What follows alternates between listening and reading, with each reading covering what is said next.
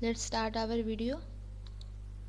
So first of all, let's see what is the agenda of this video. मतलब इस video में हम लोग क्या क्या सीखेंगे. तो सबसे पहले इस वीडियो में हम लोग जो देखेंगे वो है कीवर्ड्स और आइडेंटिफायर्स. हम लोग जानेंगे कि कीवर्ड्स क्या है, आइडेंटिफायर्स क्या है. उसके बाद हम लोग देखेंगे कि वेरिएबल्स क्या होता है, कांस्टेंट क्या होता है, और इसके साथ ही हम लोग डेटा टाइप्स के बारे में जानेंगे. सी में keywords, identifiers, variable, constant, data types ये क्या है, इसका यूज़ कैसे होता है, वो सब आज डिटेल में जानेंगे. सो आगे बढ़ते हैं. तो सबसे पहले कीवर्ड्स क्या है. तो keywords are specific reserved words which has a specific feature associated with it. Keywords are part of syntax and they can't be use as an identifier. ठीक है, तो सी लैंग्वेज का जो सिंटैक्स होता है उसका एक पार्ट कीवर्ड्स है, और इसका जो मीनिंग होता है वो पहले से रिजर्व्ड है. मतलब ये वैसे वर्ड है जो पहले से रिजर्व्ड है. अगर सिंपल भाषा में बोले तो आप ऐसे भी बोल सकते हो कि keywords are the words whose meaning has already been explain to the C compiler. मतलब सी कंपाइलर को इसका मीनिंग पहले से ही बता दिया गया है. ऐसे कुछ वर्ड्स है सी लैंग्वेज में. वो वर्ड्स क्या क्या है मैं भी आपको बताऊंगी, पर ऐसे कुछ वर्ड्स हैं जिसका मीनिंग पहले से कंपाइलर को बता दिया गया है. सो बस उसका यूसेज कैसे होता है वो हमें ध्यान रखना है और उसका यूज़ करना है. तो कुछ एग्जांपल देखते हैं कीवर्ड्स के. तो इंट डेटा. ओके, तो here int is a keyword and data is a variable. Okay, तो int क्या है उसका मीनिंग पहले कंपाइलर को पता है. ठीक है, तो वो रिजर्व्ड हो गया. ये हुआ एक एग्जांपल कीवर्ड्स का. और बहुत सारे कीवर्ड्स हैं, जैसे कि ये लिस्ट जो आप लोग देख रहे हो, ये पूरा लिस्ट जो है ये कीवर्ड्स है. ठीक है, सी लैंग्वेज में टोटल 32 कीवर्ड्स है, और यहाँ पे सारे कीवर्ड्स का नाम ये लिस्ट में दिया हुआ है. और सबका यूज़ जैसे जैसे आप उसका कोडिंग करिएगा, प्रोग्राम करिएगा, वैसे वैसे ये सबका यूज़ आपको पता चलने लगेगा किसका यूज़ कब होता है. मैं सारे कीवर्ड्स का यूज़ बताऊंगी. All this keywords and their syntax and application will be discussed in their respective topic. जैसे जैसे ये सब टॉपिक्स आएगा, वो जो मैंने 32 कीवर्ड्स का लिस्ट दिखाया, वो जैसे जैसे उसका टॉपिक आएगा सबका एप्लीकेशन और उसका सिंटैक्स क्या होता है वो मैं बताने वाली हूँ. और एक बात, ये जो कीवर्ड्स का लिस्ट था उसका पूरा लिस्ट जो है वो हमारे डिस्क्रिप्शन बॉक्स में उसका लिंक मिल जाएगा. वहाँ से आप पूरे लिस्ट को डाउनलोड कर सकते हो और उस लिस्ट को अपने पास रख सकते हो, ताकि कभी भी आपको ज़रूरत पड़े तो आप उसे देख सकते हो. अब जानते हैं कि आइडेंटिफायर्स क्या है. ओके, तो identifiers are name for entities in C program. Okay, such as function, array, structure etcetera. और क्या है कि ये आइडेंटिफायर जो है हमेशा यूनिक होना चाहिए. ठीक है, मतलब सी प्रोग्राम में कुछ कुछ जो एंटिटीज़ होते हैं उनको पहचानने के लिए एक आइडेंटिफायर रखा गया है, और वो बहुत ही यूनिक होते हैं. ठीक है, तो उसको आप इजीली आइडेंटिफाई कर सकते हो. इसे यूनिक इसलिए बनाया जाता है ताकि they are created to give a unique name to an entity to identify it. Okay, मतलब किसी भी चीज़ को पहचानने के लिए ये एक यूनिक नेम दिया जाता है आइडेंटिफायर के थ्रू. अब आइडेंटिफायर का कुछ एग्जाम्पल देख लेते हैं, जैसे कि इंट प्राइस जो आप यहाँ पे देख रहे हो, और फ्लोट क्वांटिटी जो आप देख रहे हो. तो यहाँ पे जो प्राइस है और इंट है, दोनों आइडेंटिफायर है. ओके, प्राइस और क्वांटिटी जो है वो आइडेंटिफायर है, और इंट और फ्लोट जो है वो कीवर्ड है. कीवर्ड जो मैंने भी आप लोग को बताया वो कीवर्ड है. और जो इसका ये एक तरह का एंटिटी का बता रहा है ना, कि इस टाइप के जितने सारे प्राइस है उसका एक एंटिटी बता रहा है, इसलिए प्राइस और क्वांटिटी जो हो गया वो आइडेंटिफायर हो गया, और इंट और फ्लोट जो है वो कीवर्ड्स है.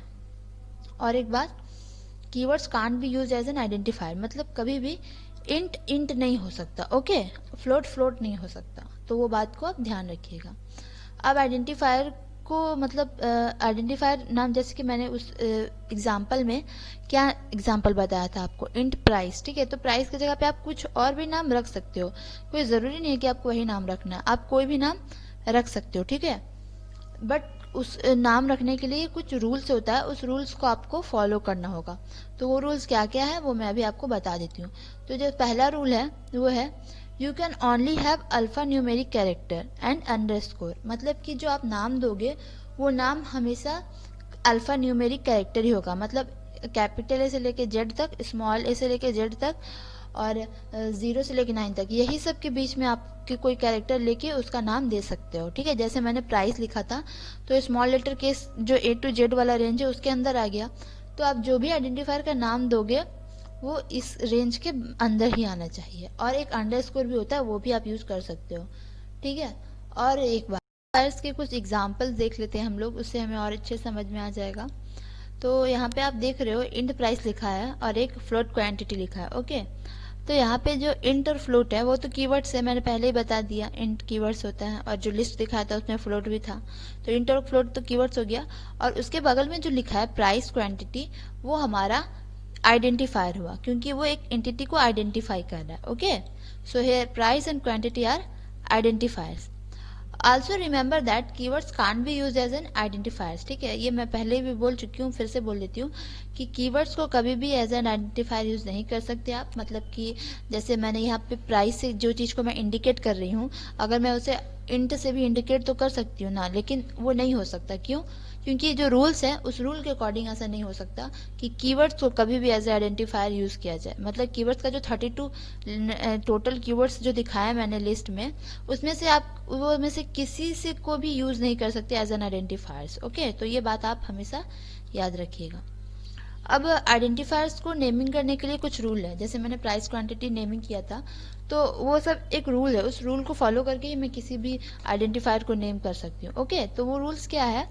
तो जो पहला रूल्स है, you can only have alpha numeric character, okay, that is A to Z small 09 and underscore, okay.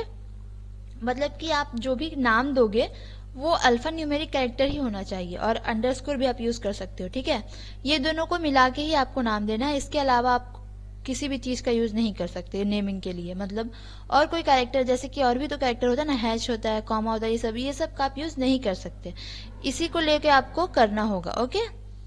और the first character of N identifier can contain only alphabet और अंडरस्कोर, ठीक है। मतलब कि आप जो भी नाम दे रहे हो उसका जो पहला कैरेक्टर होगा वो या तो अंडरस्कोर होगा या तो A to Z लेके स्मॉल लेटर के से A to Z।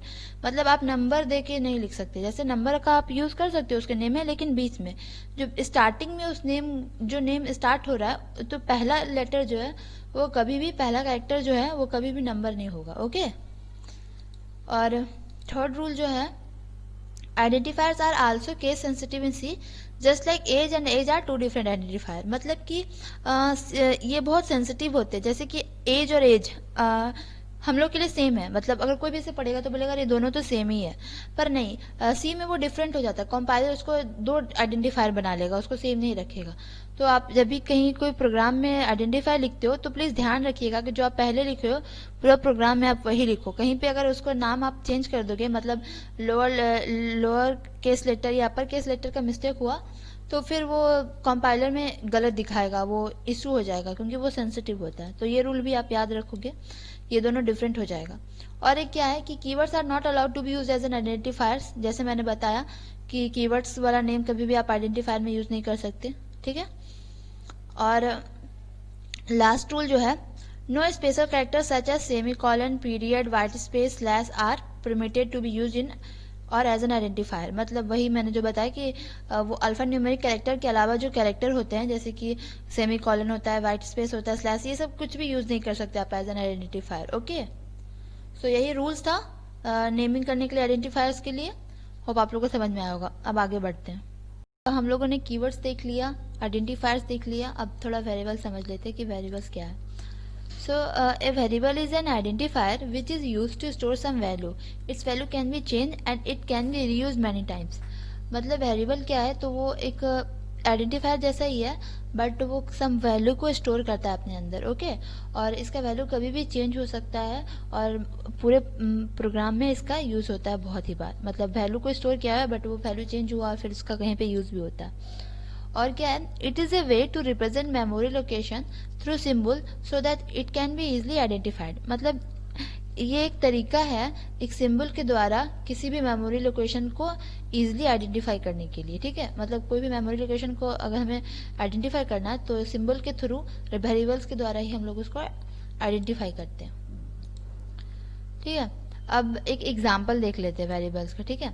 तो जो आप देख रहे हो इंट मार्क्स इक्वल टू 86, तो यहाँ पे इंट क्या है, तो इंट तो कीवर्ड से पता है आप लोग को, तो जो मार्क्स है वही वेरिएबल है, ठीक है, और वो एक वैल्यू को कंटेंट किया हुआ है। जैसे मैंने बताया कि वेरिएबल जो होता है वो हमेशा एक वैल्यू को कंटेंट किया होता है, तो यहाँ पे एक वैल्यू को कंटेंट किया हुआ है, तो ये वेरिएबल हुआ, मार्क्स जो है वो वेरिएबल हुआ।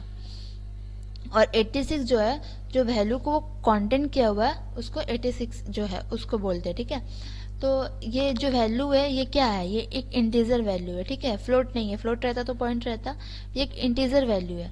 तो जो वेरिएबल है वो एक इंटीजर वैल्यू को कंटेन किया हुआ है। और इंट तो कीवर्ड से, जैसे मैंने पहले ही बता चुकी हूँ, तो कीवर्ड से तो यहाँ पे मैं टाइप ऑफ वेरिएबल भी बोल सकती हूँ, क्योंकि देखो जो वैल्यू कंटेन किया हुआ है वो क्या है, इंटीजर वैल्यू है, तो जो वेरिएबल का टाइप होगा वो भी इंटीजर होगा, ठीक है, समझे। मतलब क्या मैं बोल रही हूँ कि देखो इंट मार्क्स इक्वल टू 86, ठीक है, तो यहाँ पे जो वेरिएबल है वो एक वैल्यू को कंटेंट किया हुआ है, ठीक है, तो वो किस तरह का वैल्यू कंटेंट किया हुआ है उसी से उसका कीवर्ड्स जो होता है वो डिसाइड होता है।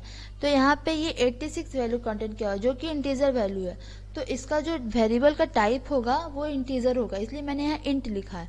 अगर यहाँ पे फ्लोट वैल्यू होता तो जो ये इंटीजर जो वैल्यू जो हो जाता है वेरिएबल का वो फ्लोट वैल्यू हो जाता, ठीक है, और यहाँ पे मैं इंट ना लिख के फ्लोट मुझे लिखना होता, तो फिर टाइप ऑफ वेरिएबल क्या होता, वो फ्लोट हो जाता, पर यहाँ पे इंटीजर वैल्यू है तो यहाँ पे टाइप ऑफ वेरिएबल इंट हुआ, ओके, और जो कि डेटा टाइप है।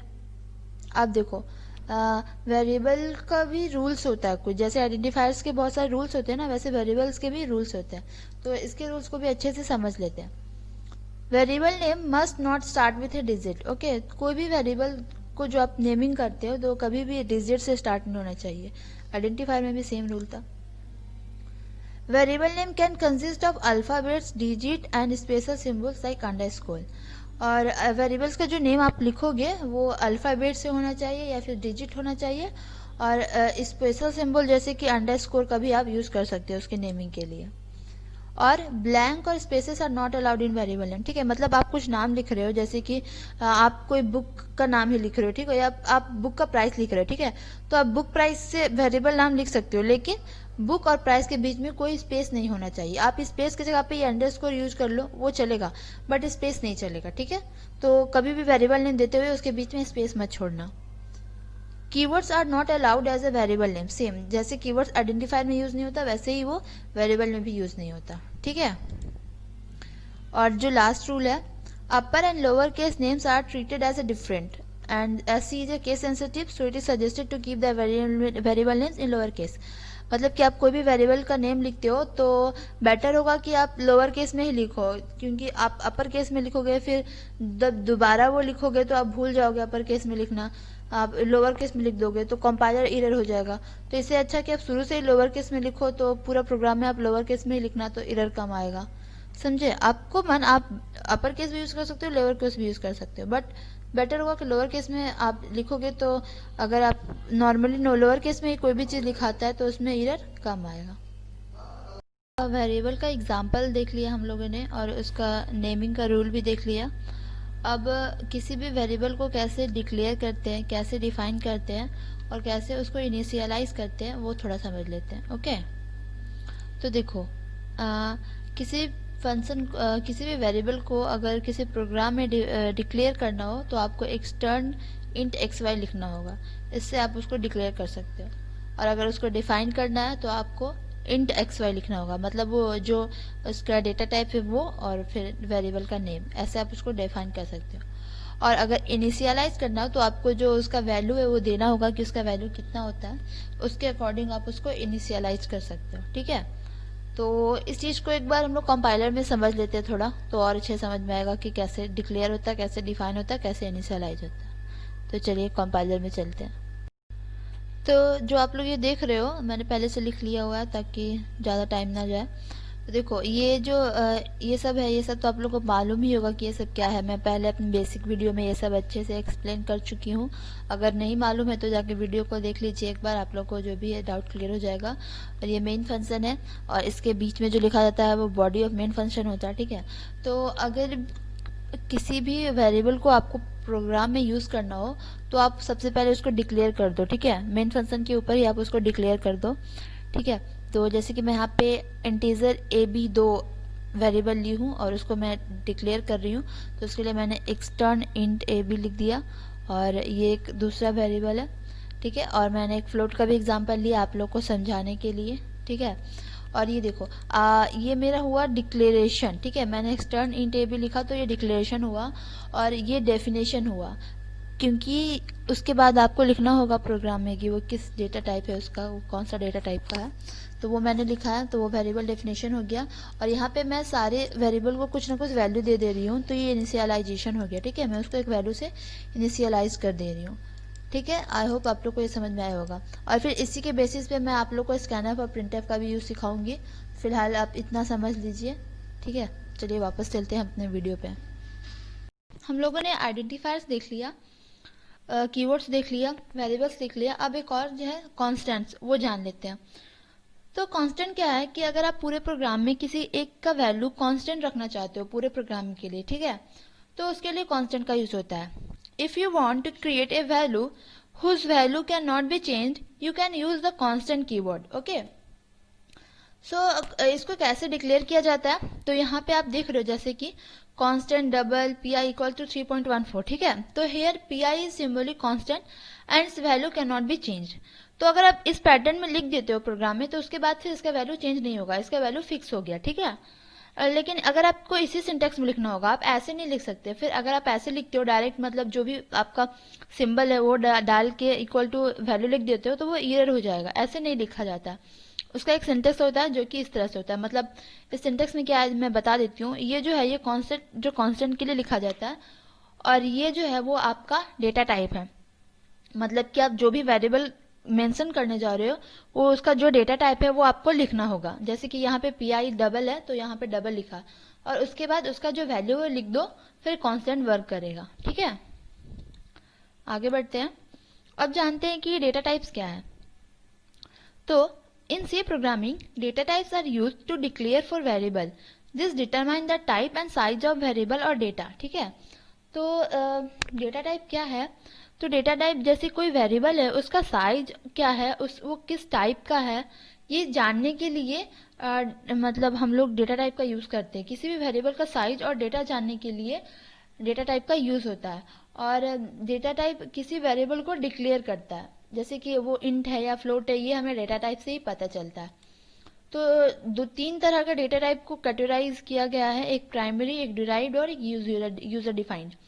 तो प्राइमरी में क्या है, इंटीजर है, कैरेक्टर है, बुलियन है, फ्लोटिंग पॉइंट है, डबल फ्लोटिंग पॉइंट है, वर्ड है। ये सब जो है डेटा टाइप वो प्राइमरी है। और फिर कुछ डिराइव्ड है, ठीक है। डिराइव्ड में क्या है, फंक्शन है, एरे है, पॉइंटर है, रेफरेंस है। और फिर कुछ यूजर डिफाइंड है, मतलब ये सब जो डेटा टाइप है ये यूजर डिफाइंड है, जैसे class, structure, union, enum, typedef. ये सब आप अभी तो आप लोग को सिर्फ जान लेना है कि ये कौन कौन क्या क्या है, बट इसके बारे में मैं जैसे जैसे वीडियो हम लोग का आगे बढ़ते जाएगा, तो हर एक टॉपिक पे वीडियो बनेगा, तो उसमें आप उसके बारे में, उस डेटा टाइप के बारे में और डिटेल में जानिएगा, ठीक है। फिलहाल के लिए तो आप इतना ही जान लीजिए, यही काफ़ी है। अभी मैं इसमें से कुछ कुछ डेटा टाइप का यूज़ बताऊंगी, जैसे इंटीजर, कैरेक्टर, फ्लोटिंग, ये सब का यूज़ मैं अभी करके दिखाऊंगी कंपाइलर पे, तो आप लोग को और अच्छे से समझ में आएगा, ठीक है। ये जो लिस्ट आप देख रहे हो यहाँ पे सारे वेरिएबल्स जो हैं उसका कुछ रेंज होता है कंप्यूटर में, ठीक है। जैसे कि हर एक वेरिएबल का एक रेंज है कि इससे लेके इतना तक ही उसका वैल्यू आप रख सकते हो, ठीक है। और उसका कुछ साइज भी है, जैसे कि कैरेक्टर जो होता है, साइंड कैरेक्टर, उसका रेंज क्या है, -128 से लेके +127 तक, और वो 1 बाइट मेमोरी लेता है कंप्यूटर में, ठीक है। कंप्यूटर में अगर आप कोई कैरेक्टर लिख रहे हो तो वो कितना स्पेस लेगा, तो वो 1 बाइट। और उसका फॉर्मेट क्या होता है, तो %c, मतलब अगर आप कंपाइलर में अगर आप उसे लिखोगे तो उसको %c आपका यूज करना पड़ेगा। वो कैसे यूज होगा मैं अभी कंपाइलर में बता दूंगी। तो उसी तरह इतना सारा डेटा टाइप है और सबका अपना अपना रेंज है। जैसे कि आपको कोई आउटपुट चाहिए जिसका लंबा है, जिसका वैल्यू बहुत ज्यादा दूर तक जा सकता है, ठीक है। तो उसके लिए आप लॉन्ग का यूज करते हो, जैसे ये लॉन्ग जो है, ये long signed int, long unsigned int, ये इसमें आपका वैल्यू का जो रेंज है वो बढ़ गया। तो उसके लिए लॉन्ग आउटपुट के लिए, मतलब बड़ा आउटपुट के लिए हमें बड़ा डेटा टाइप यूज करना पड़ता है, छोटा आउटपुट के लिए हमें छोटा डेटा टाइप यूज करना पड़ता है। तो सबका रेंज के अकॉर्डिंग डेटा टाइप बना हुआ है, सबका स्पेस भी यहाँ पे दिया हुआ है। ये लिस्ट को आप अच्छे से देख लीजिए, समझ लीजिए, ये आपके लिए हेल्पफुल होगा आगे जब आप प्रोग्रामिंग करिएगा। तो चलिए कंपाइलर पे चल के थोड़ा एक कोड करें, कोई प्रोग्राम सॉल्व करें, जिससे कि जो भी सीखा इस वीडियो में उसको और डीप से जान पाएँ। तो यहाँ पे कंपाइलर पे आ चुके हैं, ठीक है। अब यहाँ पे पहले ये जो मैंने बताया था वेरिएबल को कैसे डिक्लेयर करते हैं, कैसे उसको डेफिनेशन, उसको कैसे डिफाइन करते हैं, उसको कैसे इनिशियलाइज करते हैं, ठीक है। अब यहाँ पे मैं एक सी का वैल्यू प्रिंट करके दिखाती हूँ आप लोग को, ठीक है। लेट अस सी कि c equals to a plus b, ठीक है। मतलब सी का क्या है, वो ए और बी का सम है। अब मुझे सी को प्रिंट कराना है, तो प्रिंट कैसे होता है, तो प्रिंट एफ, और जो मैं डी क्या है, तो डी है मेरा इंट, तो इंट के लिए परसेंट डी यूज़ होता है। मैंने फॉर्मेट बताया था उस लिस्ट में, जो आप लोगों ने डेटा टाइप का जो लिस्ट था वो, उसमें मैंने फॉर्मेट सबका दिया था। तो इंटीजर का डी था, तो मैंने यहाँ पे डी लिखा, और जो वैल्यू मुझे जिसका वैल्यू प्रिंट करना है, जिस वेरिएबल का, वो वेरिएबल में लिखूंगी, ठीक है। यही है प्रिंटफ का सिंटेक्स, मैं पहले भी बता चुकी हूँ, पर यहाँ भी आप अच्छे से देख लो कि प्रिंटफ का क्या सिंटेक्स है, ठीक है। तो हम लोग का आउटपुट क्या आना चाहिए, our output should be 10 plus 20 equals to 30, 30 आना चाहिए। देखते हैं 30 आता है कि नहीं, पहले कंपाइल करते हैं, तो सेव करना पड़ेगा इसे। सम नाम से मैं दे देती हूँ, नो एरर नो वार्निंग्स, मतलब हमारा प्रोग्राम सही है। अब मैं रन करके आउटपुट निकालती हूँ। सो हम लोग ने देखा कि 30 आउटपुट चाहिए था और 30 आउटपुट आ चुका है, तो मतलब हमारा प्रोग्राम सही है। आई होप आप लोग को समझ में आएगा कि ये डिक्लेरेशन, ये डेफिनेशन था, और यहाँ पे मैंने किस तरह से वैल्यू को प्रिंट किया, ठीक है। इसी तरह से इंटीजर वैल्यू प्रिंट होता है। अगर मैं फ्लोट वैल्यू प्रिंट करना चाहूँ तो वो भी हो सकता है। जैसे मैंने f लिया, यहाँ पे मैं f1 ले लेती हूँ, ठीक है, और इसके लिए मैं कुछ वैल्यू लेती हूँ 2.6, ठीक है। और अब मैं यहाँ पे एक f3 लेती हूँ, ठीक, f3, और इक्वल्स टू लिखती हूँ क्या, कि f प्लस f1 दोनों का सम f3 होगा, ठीक है। लेकिन देखो ये जो मैंने वेरिएबल यूज़ किया उसको मैंने अभी यहाँ पे डिफाइन नहीं किया था, तो मुझे यहाँ पे उसको डिफाइन करना होगा। जैसे मैंने f1 को यूज़ किया, फिर मैंने f2 को यूज़ किया, f2 नहीं, मैंने डायरेक्ट f3 यूज़ किया, तो मैं f3 जो आप यहाँ पे यूज़ करते हो वही लिखना है, ओके। तो ये मैंने यहाँ पे डिक्लेयर कर दिया। अब यहाँ पे मैं एक बार डिफाइन भी कर देती हूँ फ्लोट में जो वैल्यू है मेरा, FLOAT फ्लोट, फ्लोट में जो मेरा वैल्यू है f1 और f3 का यूज़ किया मैंने, तो मैंने वो डेफिनेशन में डिफाइन कर दिया। अब इनिशियलाइज भी मैं यहाँ से कर दी। अब मैं यहाँ पे उसका सम प्रिंट करूँगी, ठीक है।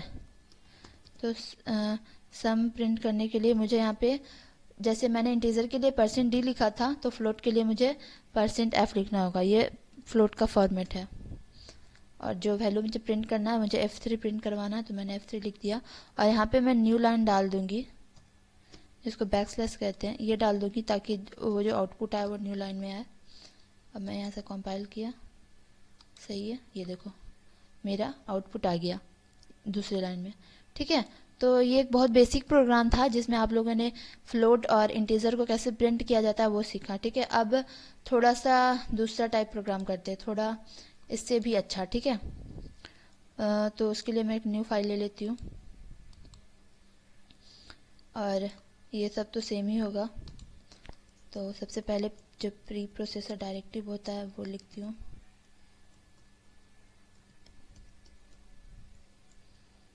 और एक बात मैंने आप लोग को बताया था कि आप प्रोग्राम में ऊपर में डॉक्यूमेंटेशन सेक्शन का यूज़ करें। जैसे मैं जो प्रोग्राम लिखने जा रही हूँ उस प्रोग्राम का नाम रहेगा सिंपल इंटरेस्ट कैलकुलेट करना, ठीक है। तो सिंपल इंटरेस्ट पे मैं ये प्रोग्राम बनाने जा रही हूँ, तो मैंने वहाँ पे इसका नाम लिख दिया।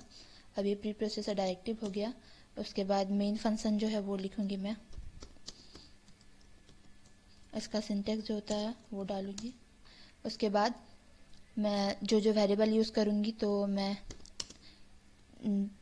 इंट p यूज़ करने वाली हूँ और n यूज़ करने वाली हूँ। तो यहाँ पे मैं बता देती हूँ कि p क्या है। p मेरा अमाउंट है, एज ए डॉक्यूमेंट में यहाँ पे लिख देती हूँ ताकि किसी को भी समझ में आए।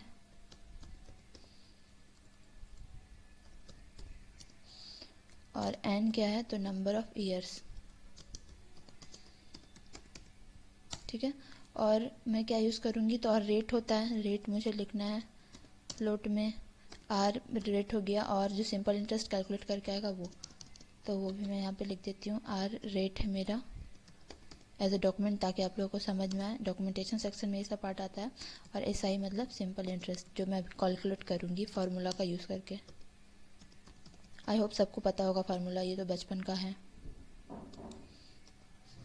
ठीक है, अब इस आगे बढ़ते हैं। ठीक है, तो ये मैंने जो लिखा, इससे पहले मैं ये बता देती हूँ। यहाँ पे ये जो था रिटर्न टाइप इंटीजर था, क्योंकि मेन फंक्शन इंट था, इसलिए मैंने यहाँ पे रिटर्न टाइप 0, क्योंकि फंक्शन कुछ रिटर्न नहीं कर रहा। तो यहाँ पे भी मुझे रिटर्न लिखना होगा, वो लास्ट में लिखा जाता है। ओके, रिटर्न टाइप इंटीजर है और रिटर्न वैल्यू 0 है। ओके, अब ये मैंने सब डिक्लेयर कर दिया। अब मैं क्या करूँगी, मैं डायरेक्ट यहाँ पे अब जो वैल्यू है वो दे देती हूँ। जैसे कि p का वैल्यू मैं यहाँ पे डाल देती हूँ 1000। ठीक है, और यहाँ पे n का वैल्यू डाल देती हूँ 3। ये मैंने जो किया वो डिक्लेयर किया, और यहाँ पे मैं इनिशियलाइज कर रही हूँ वेरिएबल को। रेट भी मैं कुछ डाल देती हूँ अपने से। ओके, अब सिंपल इंटरेस्ट का जो फार्मूला होता है वो तो आप लोग को पता ही होगा, p into R into N divided by 100, ये फार्मूला होता है। ठीक है, अब मुझे इस वैल्यू को प्रिंट करना है। ठीक है, तो प्रिंट करने के लिए %f का यूज़ करूँगी मैं, क्योंकि सिंपल इंटरेस्ट फ्लोट है। और यहाँ पे जो प्रिंट करना है, जैसे मुझे ऐसा ही प्रिंट करना है तो मैंने ऐसा ही लिख दिया। अब मैं इसे कंपाइल करूँगी, देखती हूँ कुछ एरर आता है क्या। सेव करना पड़ेगा, तो इसे सिंपल इंटरेस्ट के नाम से सेव कर देती हूँ। ये सेव कर दिया मैंने। कुछ एरर आ रहा है, क्या एरर आ रहा है देखो। Error unknown type float. अच्छा, मैंने फ्लोट का स्पेलिंग गलत लिखा था, FLOAT होता है, फ्लोट होता है। ठीक है, अब ये सही हो गया। अब मैं इसे कंपाइल करती हूँ। ठीक है, ये सही है। अब मैं इसे रन करती हूँ, तो मुझे मेरा आउटपुट आ गया। ठीक है, तो जैसे कि आप लोगों ने देखा कि मेरा आउटपुट बिल्कुल सही आ चुका। तो ये सिंपल इंटरेस्ट कैलकुलेट करके आ गया। तो आई होप आप लोग को ये समझ में आया होगा अच्छी तरह से कि ये कैसे हुआ। मैंने ये सब वैल्यू पहले से ही दे दिया था। ठीक है, अगर आप यूज़र से भी वैल्यू लेना चाहते हो तो आप स्कैनफ का यूज़ करके यूज़र से भी वैल्यू ले सकते हो, जो मैंने इससे पहले वाले वीडियो में बताया था कि स्कैनफ का यूज़ कैसे होता है किसी भी वैल्यू को लेने के लिए। तो आप स्कैनफ का भी यूज़ कर सकते हो, आपकी मर्जी। बट यहाँ पे एज अ फार्मूला को सिंपल, इस प्रोग्राम को सिंपल बनाने के लिए मैंने डायरेक्ट वैल्यू दे दिया है और इनिशियलाइज कर दिया है। होप आप लोग को समझ में आया होगा। अगर कुछ डाउट हो तो कमेंट बॉक्स में डाल दे और हमसे पूछ ले। तो इसी के साथ हमारा जो वीडियो है वो ख़त्म होता है।